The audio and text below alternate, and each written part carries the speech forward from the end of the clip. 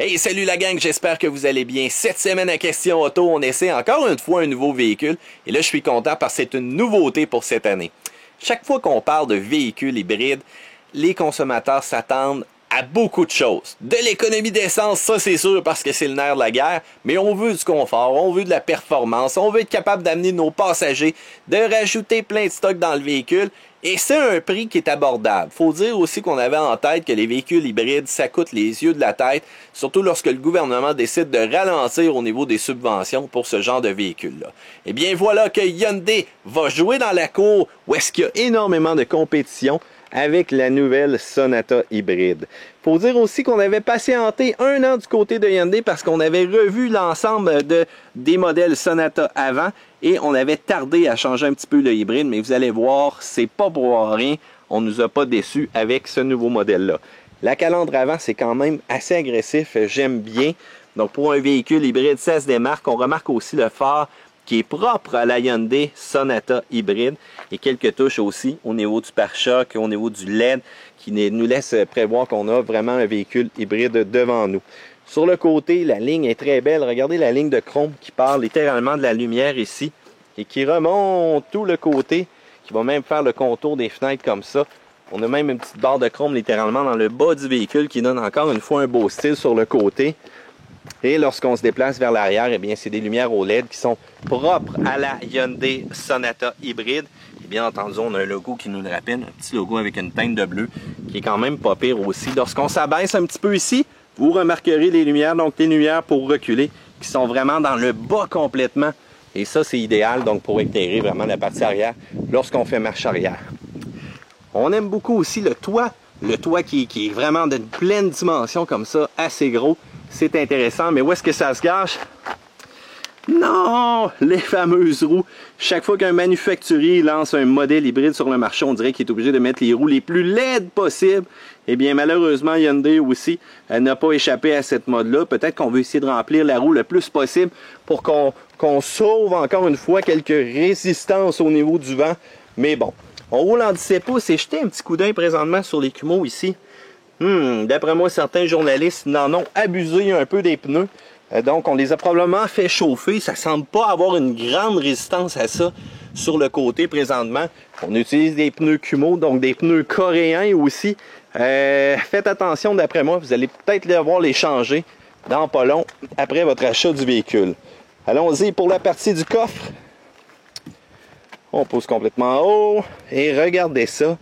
Il y a de l'espace en tabarouette. Habituellement, les hybrides sont toujours handicapés à cause des batteries qui sont tout simplement situées dans la partie du coffre ou un petit peu surélevées. Mais là, on a de la place en masse pour mettre du stock. Regardez, mon gros sac de gym est là. Puis en plus, j'ai ma bonne vieille boîte de Coleco Vintage Telstar qui est en arrière. Donc, j'ai de la place en masse pour mettre du stock. Déplaçons-nous à l'intérieur. Allons-y avec l'arrière.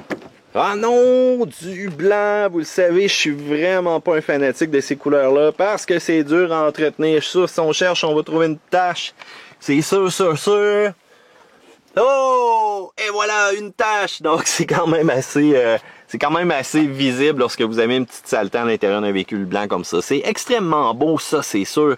Mais c'est dur à entretenir, préparez-vous à frotter. Sortez aussi tout ce qui va être vos traitements de cuir parce que vous allez en avoir besoin. Il semble avoir quand même beaucoup de place à l'arrière et quelque chose que j'aime, c'est vraiment les pare-soleils qui sont intégrés littéralement dans la portière arrière. On remonte, on accroche dans les petits crochets comme ça et ça permet de couper le soleil à nos passagers ou encore tout simplement au bébé qu'on aurait placé en arrière avec le banc. Allons-y! Avec la partie conducteur, premièrement, on regarde, on a vraiment toutes les commandes à portée de main. C'est quand même très bien. Et il y a du stock en masse, ça c'est sûr. Allons-y pour un petit démarrage. Petite musique d'accueil qui nous dit que notre véhicule est prêt tout simplement à partir. Vous n'entendez pas de son de moteur, eh bien c'est normal. Pourquoi? Parce que c'est un véhicule hybride. Deux moteurs à l'intérieur. On a un petit 4 cylindres de 2 litres développant 154 forces et 140 livres de couple. On a des technologies d'injection directe. Ça, c'est quand même bien. On va jumeler le tout à un petit moteur électrique de 51 forces. Mais on va avoir 151 livres de couple grâce à une bonne batterie aussi du côté lithium-ion polymère. On va être capable d'avoir une bonne durabilité par rapport à ça. Donc, vous le voyez là présentement en bas, ça n'indique pas très haut. Et, ah oui, ce compteur-là, petit démarrage du moteur, voilà comme ça. D'après moi, il y avait besoin d'une petite recharge. Vous remarquerez, on a un indicateur, non pas de révolution de moteur, mais de puissance. Donc, on va accélérer, vous allez voir cette aiguille-là monter jusqu'à 100% de la puissance si jamais c'est nécessaire. Et vous allez la voir baisser si jamais vous freinez pour régénérer cette énergie-là de freinage en justement énergie pour la batterie là, directement en bas ici. Les commandes sont très complètes, sont à portée de main. C'est encore une fois quand même très beau aussi. On a une transmission 6 vitesses, remarquez le mode manuel, mais on n'a pas d'indicateur de révolution moteur. Mais on a quand même quelques modes ici qu'on pourra sélectionner entre éco, sport ou autre ou normal pour agrémenter un petit peu notre plaisir de conduite. Autre chose qui est quand même assez marquant, c'est au niveau de la climatisation, un bouton Driver Only, donc conducteur seulement. Des bouches de climatisation vont se fermer partout dans le véhicule pour laisser uniquement la climatisation vers le conducteur. Et ça va permettre de sauver un peu d'énergie. On a même un mode aussi économie d'énergie au niveau de la climatisation.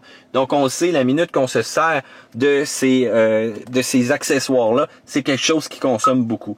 La navigation, c'est complet. En passant, inquiétez-vous pas pour le 6.5 litres qui est ici. J'ai un petit peu abusé du véhicule. Et j'ai réussi à réaliser du 3.6 avec le véhicule. Donc vraiment, en étant encore une fois très chiant sur la route.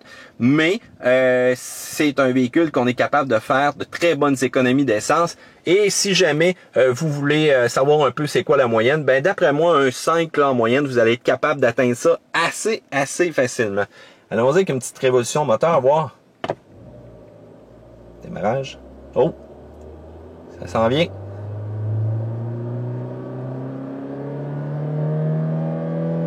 Et voilà le petit 2 litres qu'on entend rugir présentement.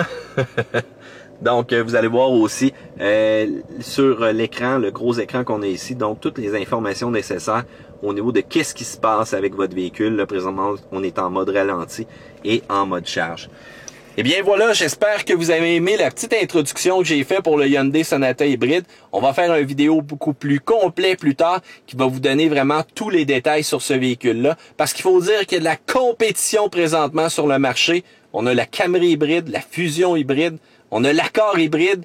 Et je pense que Hyundai est très sérieux aussi avec leur Sonata hybride. Et on va vous dire exactement où est-ce qu'on se situe avec ce véhicule-là après notre gros essai. Eh bien voilà, j'espère que vous aimez ces petites vidéos-là. Si c'est le cas, eh bien abonnez-vous à notre page et regardez ce qu'on a d'autre pour vous à l'intérieur de la chaîne YouTube. Matt vous dit à une autre vidéo prochaine.